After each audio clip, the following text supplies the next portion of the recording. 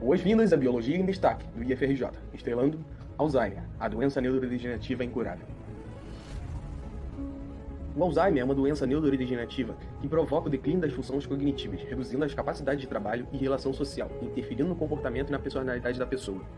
De início, o paciente começa a perder sua memória mais recente, pode até lembrar com precisão de acontecimentos de anos atrás, mas esquecer de que acabou de realizar uma refeição.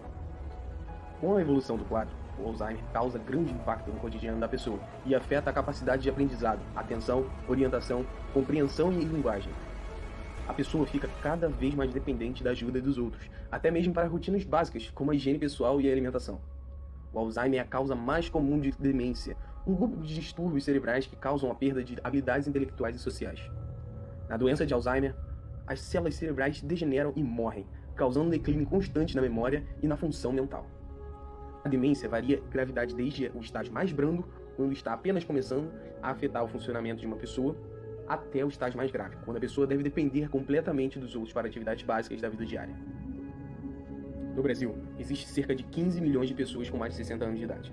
6% delas têm a doença de Alzheimer, segundo dados da Associação Brasileira de Alzheimer. Em todo o mundo, 15 milhões de pessoas têm Alzheimer, doença incurável acompanhada de graves transtornos das vítimas. Nos Estados Unidos é a quarta causa de morte de idosos entre 75 e 80 anos. Perde apenas para o infarto, derrame e câncer.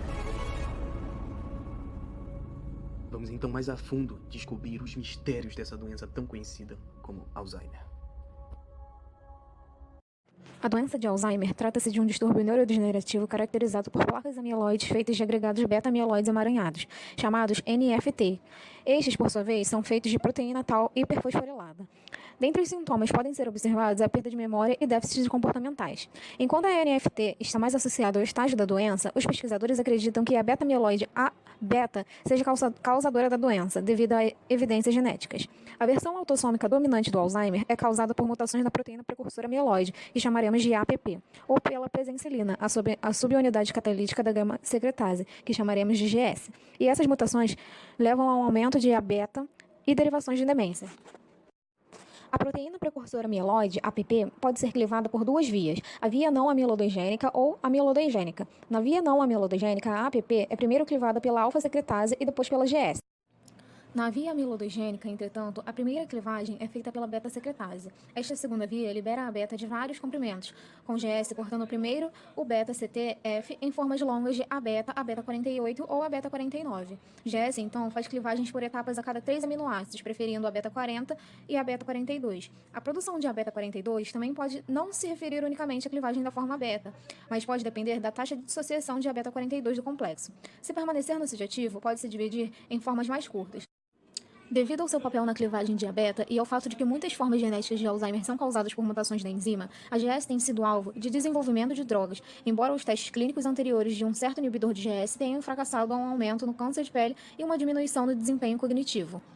GS tem mais de 90 substratos identificados e os inibidores da gama-secretase, GSI, bloqueiam a ação do GS em todos eles, provavelmente resultando em efeitos colaterais indesejados.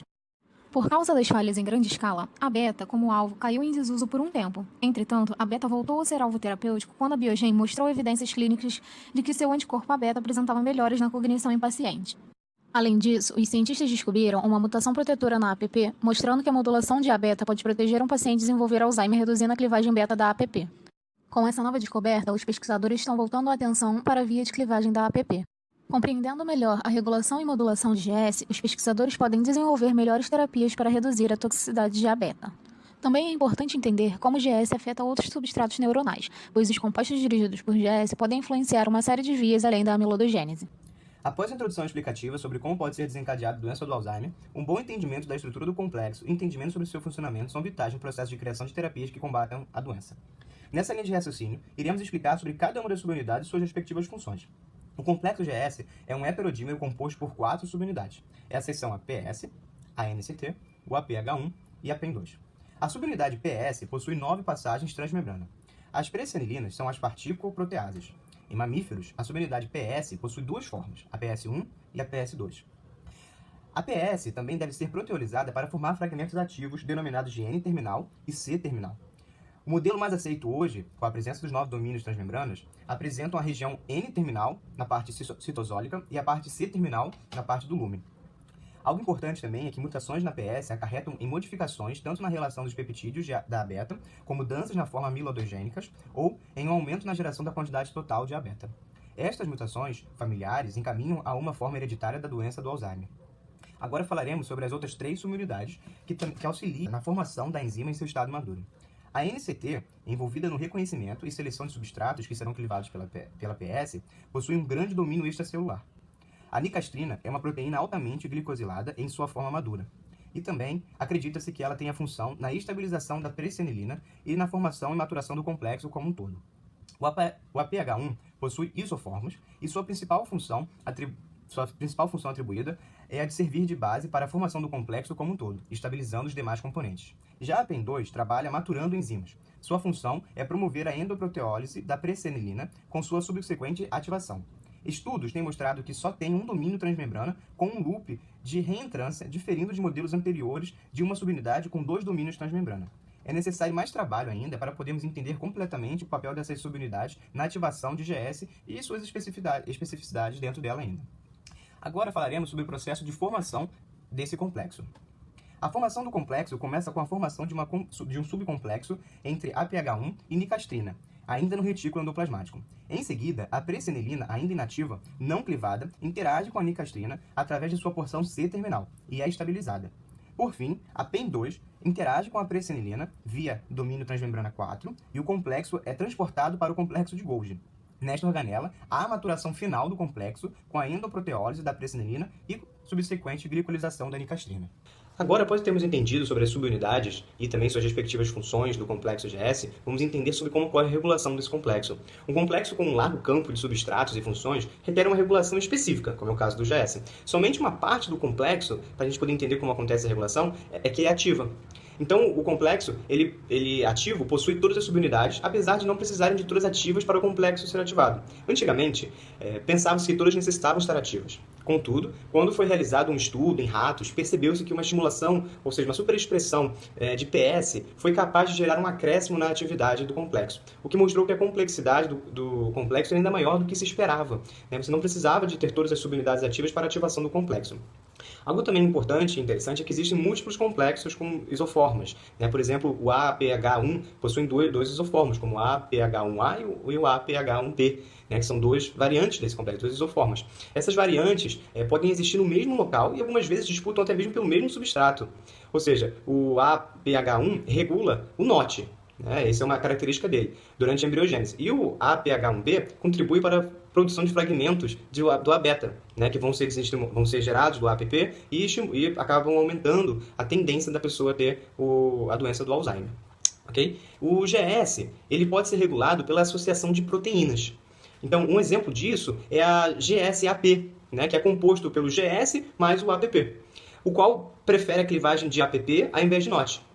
Pesquisas recentes vêm mostrando que GS também podia ser regulado por HIFL-alfa, o qual pode atuar em condições com pouca oferta de oxigênio, e mesmo assim realizar a resposta de diversos genes. Contudo, esse inibidor, esse regulador, na verdade, aumenta a atividade do NOT trocando partes inativas do complexo por ativas, independente da habilidade que ele possui. Independente da habilidade dele, ele consegue fazer esse tipo de estimulação, esse tipo de troca. Logo, para alterar a atividade do GS, é possível você alterar as subunidades associadas a proteínas.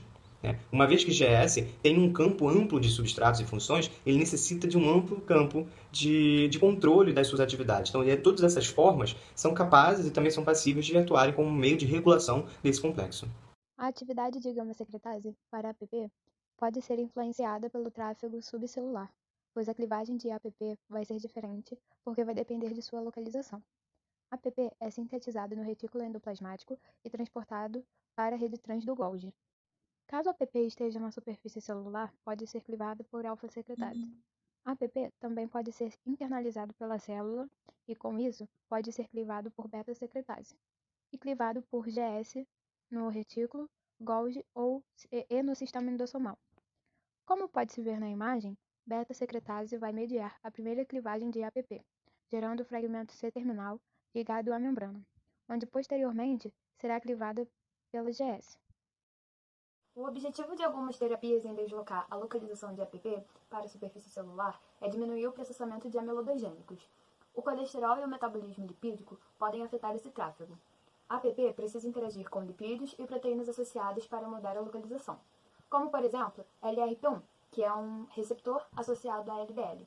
Ele se liga à APP e media a liberação de beta-amiloide. Interromper a interação entre LRP1 e APP diminui a produção de beta-amiloide, aumentando a superfície de APP. A atividade de GS é regulada por baixos níveis de colesterol. A mudança de APP para os lipid rafts aumenta o beta-amiloide, onde GS está localizado, e drogas que baixam o colesterol vão diminuir essa interação. Um aumento na taxa de transferência de colesterol PS1 para endossomos tardios e está associado ao aumento na atividade de GS. No entanto, a interação entre GS e colesterol ainda é controversa. A modulação do metabolismo lipídico e a atividade de GS poderiam fornecer um novo alvo terapêutico para Alzheimer. Pode ir. Durante a sinalização, NOT deve ser clivado para se tornar ativo. A ligação do ligante desencadeia a clivagem sequencial, primeiro por metaloproteases e depois por GS. Isso libera o domínio intracelular NOT, que atua como um fator de transcrição para uma série de genes, muitos envolvidos na sobrevivência e diferenciação celular. Todos os 4 receptores NOT são substratos GS, portanto, qualquer terapia que iniba completamente a atividade de GS também bloqueará a ação de NOT.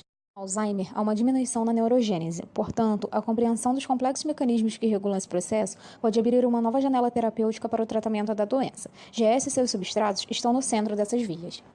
A via de sinalização NOT mantém o equilíbrio entre as células tronconeurais e os progenitores neurais. Se NOT for nocauteado, causa redução no pool progenitor, mostrando que NOT é necessário para a manutenção de células tronconeurais.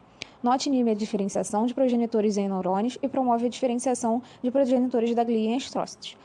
Os cientistas que buscam acelerar a diferenciação neural de células tronco pluripotente induzidas aproveitaram a sinalização de NOT. Ao adicionar um inibidor de gama-secretase, os pesquisadores são capazes de conduzir as IPS aos neurônios. O PS1 também está envolvido em células tronconeurais adultas. Os cientistas reduziram o PS1 e viram uma diminuição na neurogênese na zona subgranular do hipocampo. Além disso, ao fazer o knock-in de mutações da família PS1, que seria a substituição de informação genética em um locus específico, ou ao utilizar um camundongo transgênico expressando uma versão de APP, quimérica de camundongo humano com mutação sueca, os pesquisadores observaram uma diminuição da proliferação neural. Muitos grupos viram um efeito similar com outros modelos de camundongos com Alzheimer dependentes de PS1, incluindo PS1 mutantes e PS1 em concentrações restritas. Ao nocautear PS1 no proencéfalo é suficiente para reduzir a neurogênese, destacando a importância de PS1 na manutenção das células tronconeuronais. A regulação da GS é crucial para a manutenção e proliferação de células tronco neurais adultas, e a modulação da atividade da GS poderia melhorar os resultados cognitivos com base em seu efeito nesses tipos celulares específicos. Embora a maior parte do foco dos moduladores de GS tenha sido sobre seus efeitos sobre o A-beta, a alteração da sinalização de NOT também pode melhorar os resultados cognitivos, mantendo as células troncos neurais. Enquanto isso, as terapias focadas em NOT ainda precisam ser investigadas. GS, através de outros substratos, está envolvido em processos neuronais. Um desses processos é a orientação axonal, e muitos substratos GS estão envolvidos nesse processo, como, por exemplo, o receptor netrinal BCC, que deve ser processado para axônios reconhecerem pistas de orientação na linha média. Outro substrato de GS é a EphrinB e seu receptor, que estão envolvidos na maturação da coluna e na sinaptogênese. Contribui para déficits nos circuitos neuronais e atua com beta-secretase para regular o crescimento e colapso na regulação do caminho axonal até o processamento de CHL1, que seria um responsável para a criação de sinapses nervosas. Substratos de GS incluem moléculas de adesão celular neurogilina, na membrana pós-sináptica, que está envolvida na sinalização celular. Interrupções nessa via estão relacionadas à esquizofrenia. A atividade de GS regula a morfologia da coluna dendrítica. A efrina A4, ao ser clivada por GS, regula a morfologia da coluna dendrítica. A clivagem de efrina A4 é interrompida por mutações de FAD, e sua atividade é aumentada pela clivagem sináptica. Ao olhar para fora dos substratos APP e NOT, os pesquisadores podem desenvolver a maturação terapêutica da coluna dirigida ao GS, a morfologia sináptica e a densidade da coluna dendrítica, todos desregulados na doença de Alzheimer. Concluindo então, a gama secretase, famosa GS, é um complexo enzimático envolvido em múltiplas vias de sinalização, através dos seus numerosos substratos. Se já está cansado de saber que a GS também tem um papel importante na doença de Alzheimer por clivar excessivamente o APP, causando a neurodegeneração. Portanto, se bloquearmos essa clivagem amidologênica, sem alterar os outros substratos, diminuímos os beta-amiloides no cérebro, sem efeitos colaterais negativos associados a outros substratos da GS. A Biologia em Destaque vai ficando por aqui. Confira o trabalho dos nossos outros colegas de turma e até um próximo Biologia em Destaque.